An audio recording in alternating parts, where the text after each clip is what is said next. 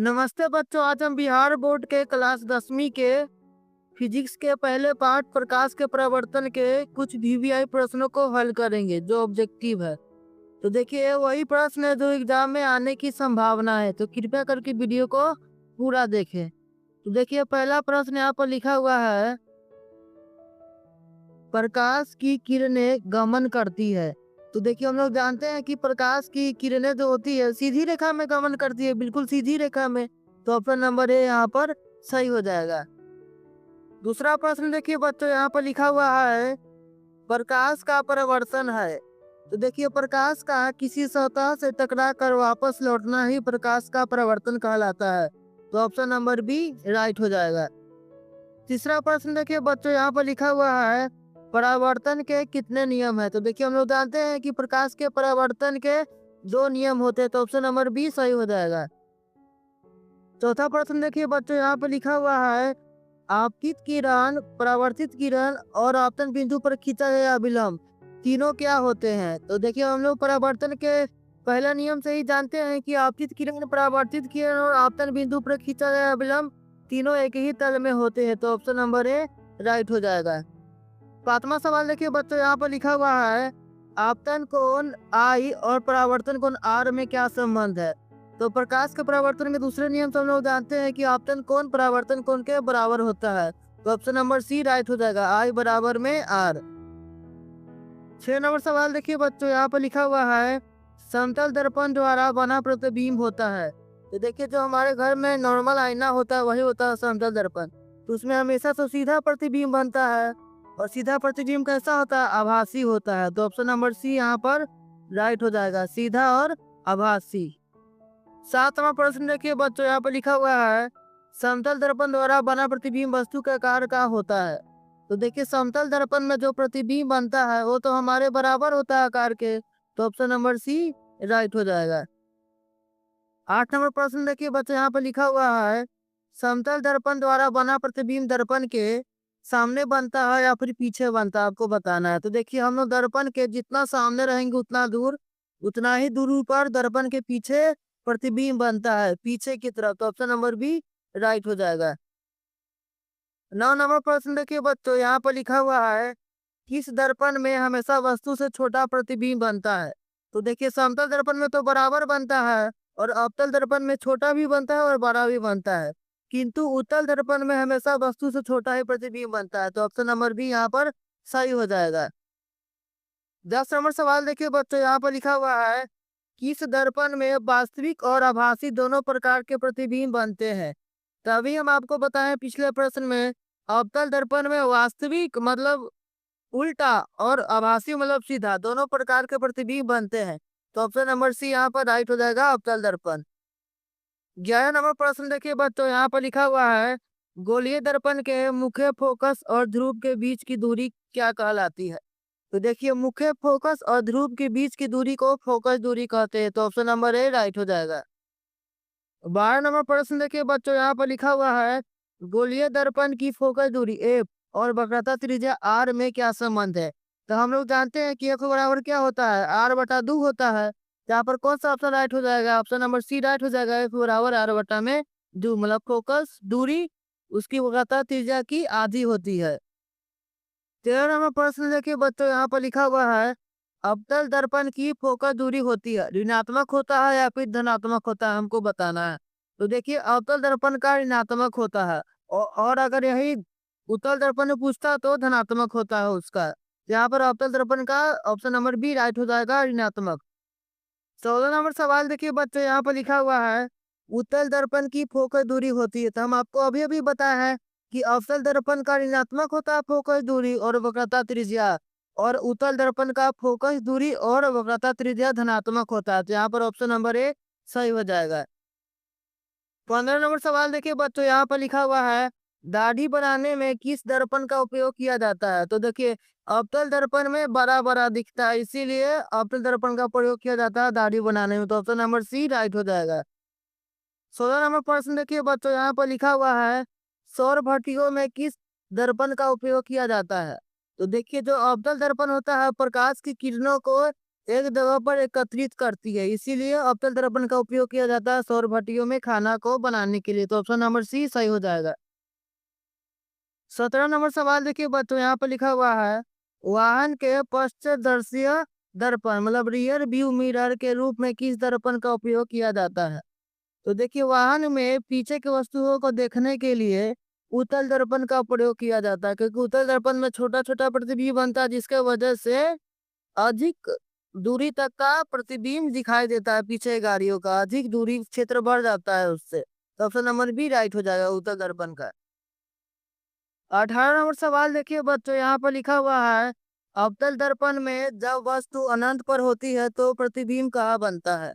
तो देखिए अवतल दर्पण में जब वस्तु अनंत पर हो तो प्रतिबिंब फोकस पर बनेगा, और सेम इसका उल्टा, अगर वस्तु फोकस पे हो तो प्रतिबिंब अनंत पर बनता है। तो यहाँ पर ऑप्शन नंबर बी राइट हो जाएगा। 19 नंबर सवाल देखिए बच्चों, यहाँ पर लिखा हुआ है कि अवतल दर्पण में जब वस्तु फोकस पर होती है तो प्रतिबिंब कहाँ बनता है? तब आपको इसके पिछले प्रश्न में बताया कि अवतल दर्पण में जब वस्तु फोकस पर हो उसका प्रतिबिंब अनंत पर बनेगा, और अगर अनंत पर हो तो उसका प्रतिबिंब फोकस पर बनेगा। तो ऑप्शन नंबर ए यहाँ पर सही हो जाएगा। 20 नंबर सवाल देखिए बच्चों, यहाँ पर लिखा हुआ है अवतल दर्पण में जब वस्तु वक्रता केंद्र पर होती है तो प्रतिबिंब कहाँ बनता है? तो देखिए अगर अवतल दर्पण में वस्तु वक्रता केंद्र पर हो तो प्रतिबिंब भी वक्रता केंद्र पर ही बनता है और बराबर बनता है। तो यहाँ पर ऑप्शन नंबर बी राइट हो जाएगा वक्रता केंद्र पर। 21 नंबर सवाल देखिए बच्चों, यहाँ पर लिखा हुआ है गोलीय दर्पण के ध्रुव और फोकस के बीच की दूरी को क्या कहते हैं? तो हम आपको बताया है ध्रुव और फोकस के बीच की दूरी को फोकस दूरी कहते हैं। तो ऑप्शन नंबर बी यहाँ पर सही हो जाएगा। आप वीडियो को पूरा देखिए बच्चों, तभी आपको 10th क्लास में बढ़िया मार्क्स आएंगे, क्योंकि इसमें सभी के सभी प्रश्न वीवीआई प्रश्न है जो एग्जाम में पूछे जा सकते हैं। यहाँ पर देखिए 22 नंबर प्रश्न क्या लिखा हुआ है, किसी वस्तु का वास्तविक प्रतिबिंब बनाने वाला दर्पण कौन सा है? तो देखिए वास्तविक प्रतिबिंब किसमें बनता है, मतलब उल्टा। तो देखिए समतल दर्पण में तो सीधा बनता है, उत्तल दर्पण में भी सीधा बनता है, लेकिन अवतल दर्पण क्या कर सकता है, वास्तविक प्रतिबिंब मतलब उल्टा प्रतिबिंब बना सकता है। तो ऑप्शन नंबर सी राइट हो जाएगा। 23 नंबर सवाल देखिए बच्चों, यहाँ पर लिखा हुआ है किसी वस्तु का हमेशा आभासी और छोटा प्रतिबिंब बनाने वाला दर्पण कौन सा है? तो देखिए हमेशा आभासी और छोटा प्रतिबिंब बनता है उत्तल दर्पण में। तो ऑप्शन नंबर बी यहाँ पर सही हो जाएगा। 24 नंबर सवाल देखिए बच्चों, यहाँ पर लिखा हुआ है प्रकाश की चाल सबसे अधिक होती है। तो हम लोग जानते हैं प्रकाश की चाल सबसे ज्यादा होता है निर्वात में। 25 नंबर सवाल देखिए बच्चों, यहाँ पर लिखा हुआ है निर्वात में प्रकाश की चाल लगभग होती है। तो हम लोग पढ़े हुए हैं कि निर्वात में प्रकाश की चाल 3 × 10⁸ प्रति सेकेंड होता है। 3 × 10⁸ मीटर प्रति सेकेंड। तो ऑप्शन नंबर बी यहाँ पर सही हो जाएगा।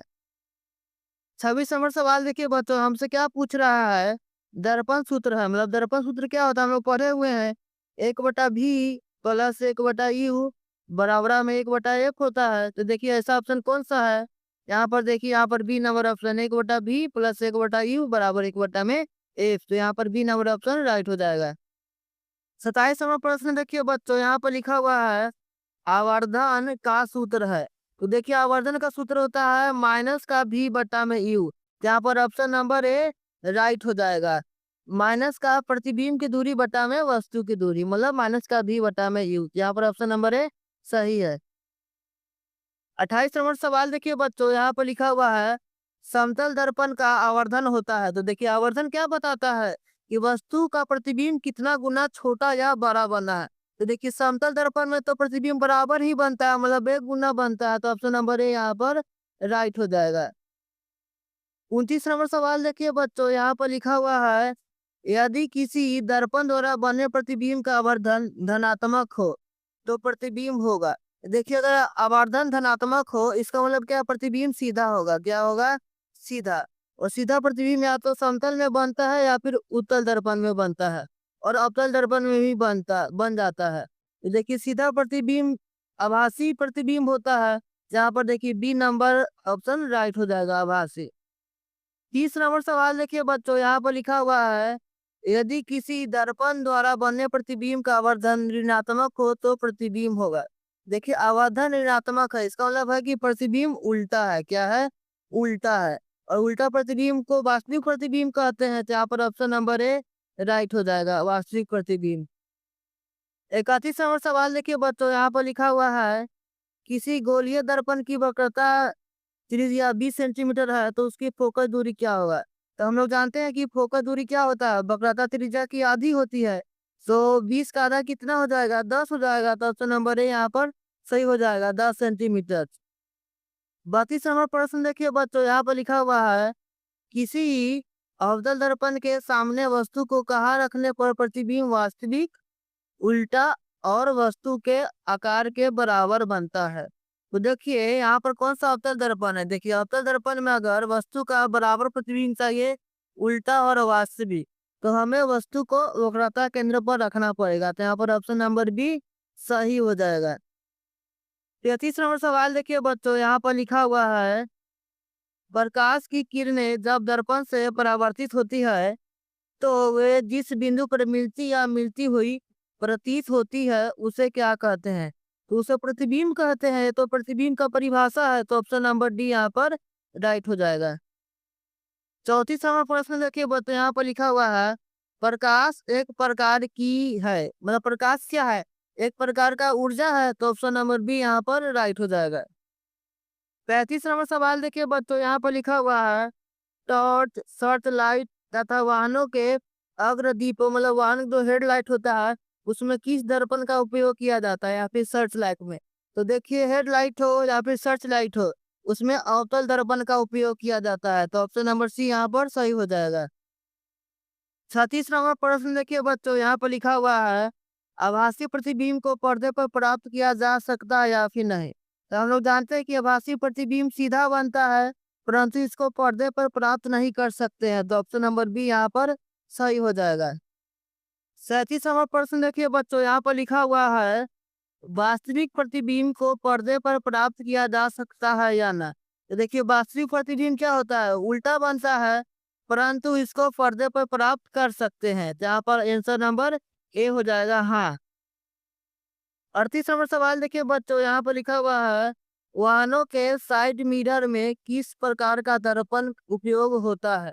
तो देखिए जैसा आपने बाइक में देखा होगा, दोनों तरफ हैंडल में क्या लगा होता है, दर्पण लगा होता है पीछे का वस्तुओं को देखने के लिए, साइड से वस्तुओं को देखने के लिए। तो वह उत्तल दर्पण होता है, क्योंकि उसमें छोटा छोटा प्रतिबिंब बनता है, जिसके कारण थोड़ा बड़ा सा जगह का हम लोग प्रतिबिंब देख पाते हैं। तो ऑप्शन नंबर बी यहाँ पर सही हो जाएगा। 39 नंबर सवाल देखिए बच्चों, यहाँ पर लिखा हुआ है उत्तल दर्पण द्वारा बने प्रतिबिंब का आवर्धन, मतलब एम हमेशा होता है। तो देखिए उत्तल दर्पण में हमेशा सीधा प्रतिबिंब बनता है, कितना बनता है, सीधा। तो सीधा का तो धनात्मक आवर्धन होगा। तो यहाँ पर देखिए ऋणात्मक वाले ऑप्शन तो कोशिश हो जाएंगे, तो यहाँ पर होगा नहीं। या तो ए होगा, यहाँ पर सी होगा। तो देखिए और छोटा प्रतिबिंब बनता है उत्तल दर्पण में, छोटा मतलब प्रतिबिंब जो होगा वस्तु का आकार से छोटा होगा, तो मतलब उससे उसका जो आवर्धन होगा एक से कम होगा और धनात्मक होगा। तो यहाँ पर एक से कम कौन है, धनात्मक। तो ऑप्शन नंबर ए यहाँ पर राइट हो जाएगा।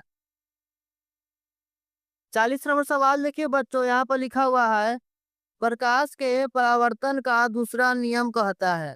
तो देखिए प्रकाश के परावर्तन का दूसरा नियम क्या कहता है कि आपतन कोण परावर्तन कोण के बराबर होते हैं। तो ऑप्शन नंबर सी यहाँ पर सही हो जाएगा, आपतन कोण परावर्तन कोण के बराबर होते हैं। 41 नंबर सवाल देखिए बच्चों, यहाँ पर लिखा हुआ है एक समतल दर्पण की फोकस दूरी होती है।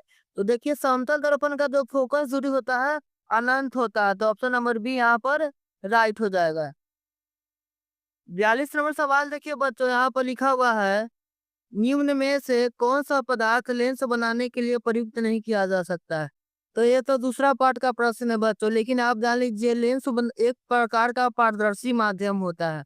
तो देखिए जल भी पारदर्शी होता है, कांच भी होता है, प्लास्टिक भी, लेकिन मिट्टी का हम लोग लेंस नहीं बना सकते हैं। तो ऑप्शन नंबर डी राइट हो जाएगा, और ये वाला प्रश्न एग्जाम में भी पूछा गया है। 47 नंबर सवाल देखिए बच्चों, यहाँ पर लिखा हुआ है एक व्यक्ति समतल दर्पण से 4 मीटर प्रति सेकेंड की चाल से दर्पण की ओर चल रहा है। व्यक्ति को दर्पण में अपना प्रतिबिंब कितनी चाल से आता हुआ प्रतिबिंब प्रतीत होगा। तो देखिए कोई व्यक्ति है समतल दर्पण की तरफ आ रहा है दौड़ते हुए, कितना की रफ्तार में? 4 मीटर प्रति सेकंड की रफ्तार में। तो हमको बताना है कि उसका जो प्रतिबिंब दिख रहा है उसको समतल दर्पण में, वो उसको कितना स्पीड में जाता हुआ प्रतीत होगा। तो देखिए, जितना हम लोग असली में चलते हैं ना समतल दर्पण में, उसका दुगुना हम लोगों को महसूस होगा। तो 4 में चल रहा है तो उसका कितना महसूस होगा? 8। तो यहाँ पर ऑप्शन नंबर सी यहाँ पर राइट हो जाएगा।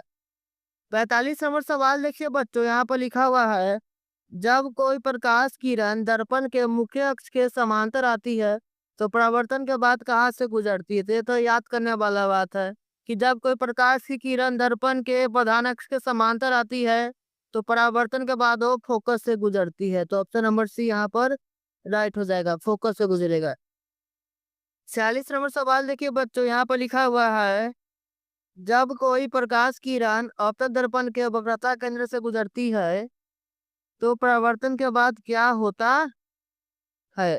तो देखिए, जब कोई भी प्रकाश की किरण वक्रता केंद्र से गुजरेगी तो वह वक्रता केंद्र से ही वापस लौट जाती है। तो क्या आंसर हो जाएगा? वह उसी पथ पर वापस लौट जाती है। तो ऑप्शन नंबर सी यहाँ पर राइट हो जाएगा। 47 नंबर सवाल देखिए बच्चों, यहाँ पर लिखा हुआ है, अवतल दर्पण में वस्तु का वास्तविक और आवर्धित बड़ा प्रतिबिंब कब बनता है? देखिए, अवतल दर्पण में कब प्रतिबिंब बनाना है? वास्तविक बनाना है मतलब उल्टा, और आवर्धित मतलब बड़ा बनाना है। तो ऐसा प्रतिबिंब कब बनेगा? जब हम दर्पण से थोड़ा पास में जाएंगे, मतलब उसके फोकस और वक्रता केंद्र के बीच। तो ऑप्शन नंबर यहाँ पर सी राइट हो जाएगा। धन्यवाद बच्चों। इसके दूसरे पार्ट में हम लोग जो फिजिक्स का दूसरा पार्ट है प्रकाश का अपवर्तन, उसके कुछ वीवीआई प्रश्नों को देखेंगे जो एग्जाम में पूछे जाने वाले हैं। तो आप वीडियो को जब भी देखें पूरा देखें।